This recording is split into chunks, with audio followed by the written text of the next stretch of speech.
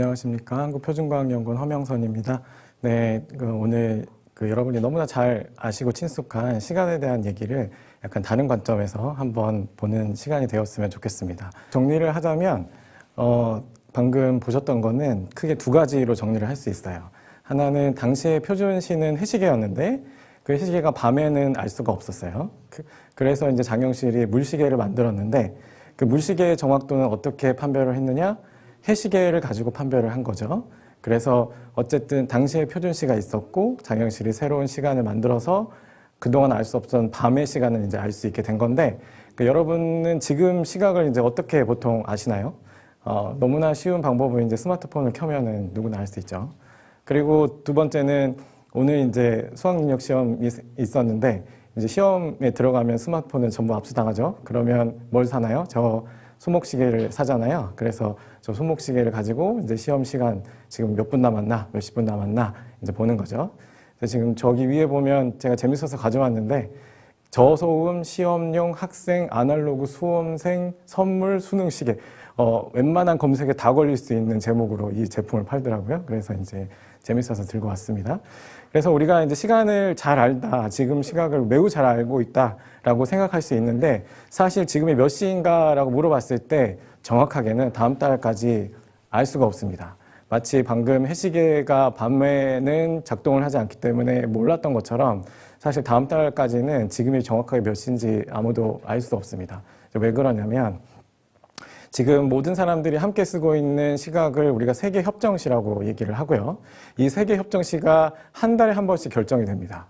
그럼 그 한 달 동안 한마디로 조선시대에 있었던 그 밤 동안에는 뭘 해야 되느냐? 각 나라가 알아서 시간을 잘 유지를 해야 됩니다. 한 다음에 한 달 월말이 되면 그 결과를 프랑스에 있는 그 국제도량형 사무국이라는 곳에 이제 제출을 합니다. 그러면 거기에서 그 결과들을 전부 종합을 해요. 종합을 해서 세계협정시를 만듭니다.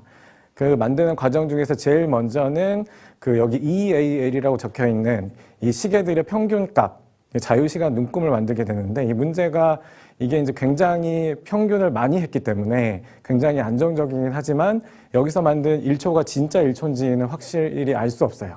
그래서 뭐가 동원이 되냐면 각 나라에서 운영하는 주파수 표준기, 다시 얘기하면 원자 시계들이 동원이 되고요. 그게 현재 초의 정의에 따르는 정확한 주파수를 만들어내기 때문에 그 정보를 가지고 이제 보정을 합니다. 그러면 여기 이제 빨간 줄처럼 실제 1초에 이제 도달을 하게 되는 거고요.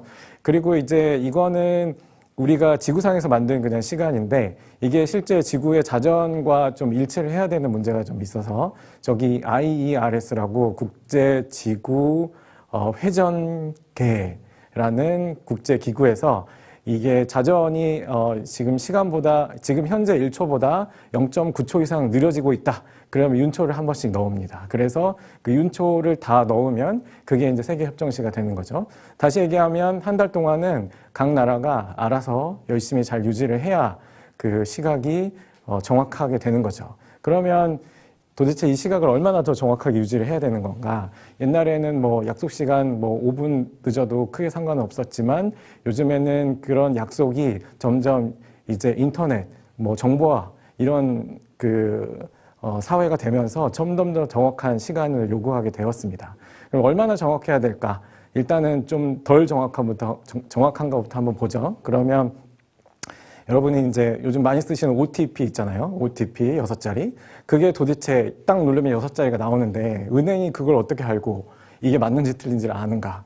그 비밀은 시간에 있습니다. 이 OTP 안에 시계가 있고요. 은행에도 시계가 있어요. 처음에 OTP를 발행을 할 때 그 두 개의 시계를 일치를 시킵니다.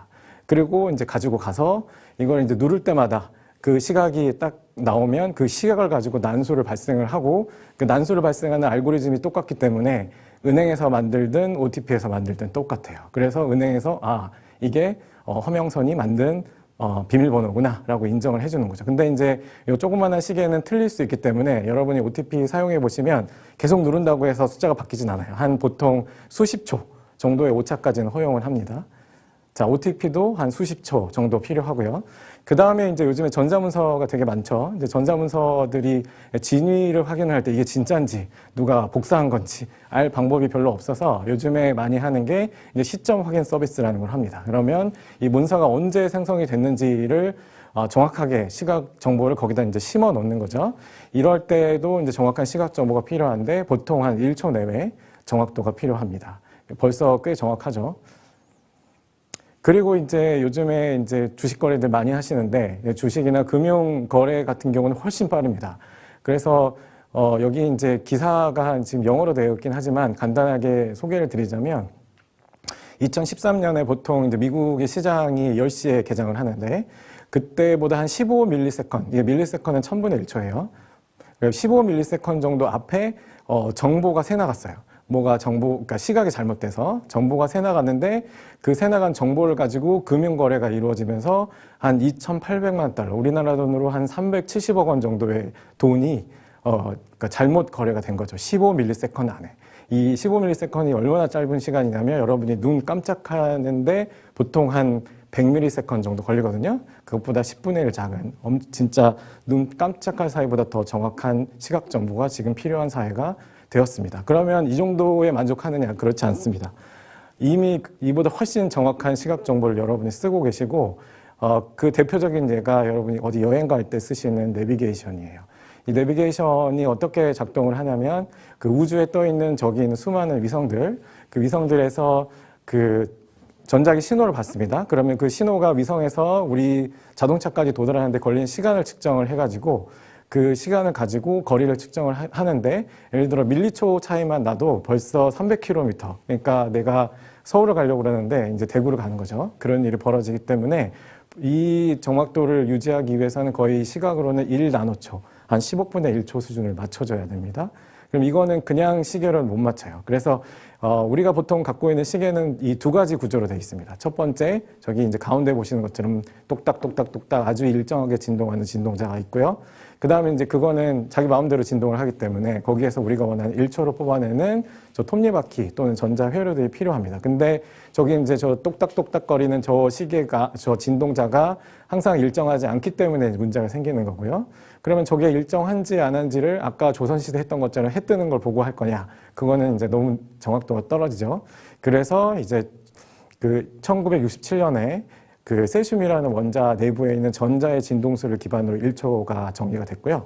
그래서 저기 919-631-770, 그러니까 약 9.2GHz 정도 되는 세슘의 진동 주파수를 가지고 1초를 만들었습니다. 그래서 저 9.2GHz에 대한 느낌을 가지시려면 지금 5G 통신하는 데 쓰는 주파수가 3.5GHz이거든요. 근데 여러분 휴대폰에서 전판 눈에 안 보이죠? 그러니까 저건 눈에 안 보이는 전자파인데 최근에는 이보다 이제 주파수가 한 10,000배 정도 높은 이제 그런 진동수를 가진 원자를 사용해서 시계를 만드는 노력도 진행이 되고 있고요.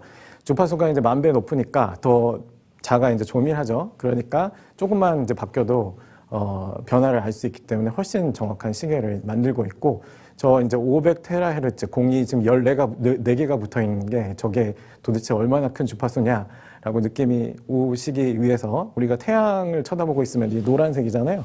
그게 보통 600THz, 6 곱하기 6의 뒤에 이제 공이 14개가 붙어 있는 저 주파수가 되겠습니다. 그래서 아까 이제 세슘 시계의 경우에는 지금 여러 가지 방법으로 만드는데 그 중에 제일 정확한 게 저 분수 시계라고 하는 거고요. 지금 보시면 분수라고 하는 게 진짜 분수처럼 저기 원자를 집어 던집니다. 위로.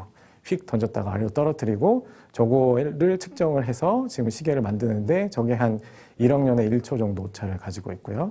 그리고 말씀드린 광주파수, 이거보다 이제 주파수가 훨씬 높은, 그러니까 1초를 더 잘게 쪼갠 거죠. 그래서 만든 시계는 뭐 200억 년에 1초 오차를 가지고 있습니다. 그래서 점점 더 시계는 발전되고 있고요. 이런 이제 정확한 시계를 어디다 쓰느냐 여러 군데에 쓸 수 있습니다. 대표적으로는 여러분이 그 인터스텔라 영화를 혹시 보셨으면 거기 이제 어디 행성을 갔다 오니까 누구는 나이 들어 있고 누구는 젊고 뭐 이런 그 일반 상대성 이론에서 얘기하는 시간의 느려짐 현상을 이 광시계를 가지고는 아주 쉽게 관찰을 할 수 있습니다. 예를 들면 한 10cm만 올려도 벌써 다 보여요, 그게.